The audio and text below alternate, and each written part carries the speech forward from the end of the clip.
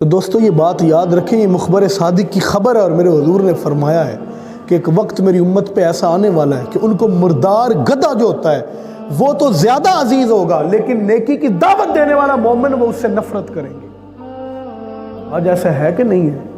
اور اسی لیے ہم پھر زیادہ ہمارا معاشرہ کہ چاہے کہ وہ درست ہو وہ زیادہ بگڑتا چلا جا رہا ہے، وہ دن بہ دن پستی کی طرف جا رہا ہے۔ اس کی سب سے بڑی وجہ یہ ہے کہ ہم لوگ نیکی کی دعوت دینا نہیں چاہتے۔ میرے رسول نے یہ بھی فرمایا، جب حضرت سیدنا صدیق اکبر رضی اللہ تعالیٰ عنہ نے پوچھا تھا نا کہ یا رسول اللہ صلی اللہ علیہ وآلہ وسلم، یہ جو مشرکوں کے ساتھ ہم لوگ جہاد کرتے ہیں، یا رسول اللہ کوئی جہاد سے بڑھ کر بھی عمل ہے کہ جس کی اہمیت اس سے بھی بڑھ کر ہو؟ تو حضور نے فرمایا ہاں ابو بکر ایک عمل ایسا بھی ہے۔ یا رسول اللہ وہ کون سا عمل ہے؟ تو حضور نے فرمایا وہ عمل جو جہاد سے بھی بڑھ کر ہے۔ کچھ لوگ اللہ کے مجاہد ایسے بھی زمین پہ ہوتے ہیں جو جہاد نہیں کرتے مشرکوں کے ساتھ، لیکن اللہ تبارک و تعالیٰ ان کو شہداء سے بھی بڑھ کر مقام اور مرتبہ عطا کرتا ہے۔ تو حضرت سیدنا صدیق اکبر عرض کرتا ہے یا رسول اللہ کون سے لوگ ہیں؟ اللہ، اور حضور نے فرمایا اللہ ان کو رزق بھی دیتا ہے، اور جب وہ زمین پہ چلتے ہیں تو آسمان پہ رب فرشتوں میں ان کے اوپر فخر کرتا ہے۔ اتنی امپورٹنس، تو پھر اور بات کی اہمیت بڑھ گئی۔ یا رسول اللہ کون سے لوگ ہیں؟ حضور نے فرمایا وہ لوگ ہیں جو نیکی کا حکم دیتے ہیں اور دوسروں کو برائیوں سے روکتے ہیں۔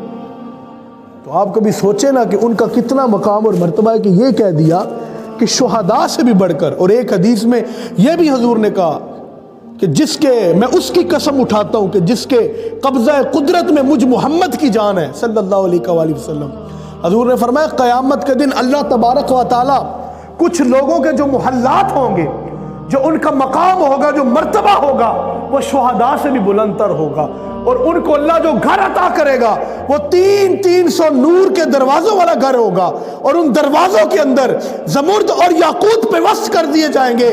تو حضور سے پوچھتے صحابہ یا رسول اللہ وہ کون لوگ ہوں گے؟ فرمایا وہ لوگ ہوں گے جو نیکی کی دعوت دیتے ہوں گے۔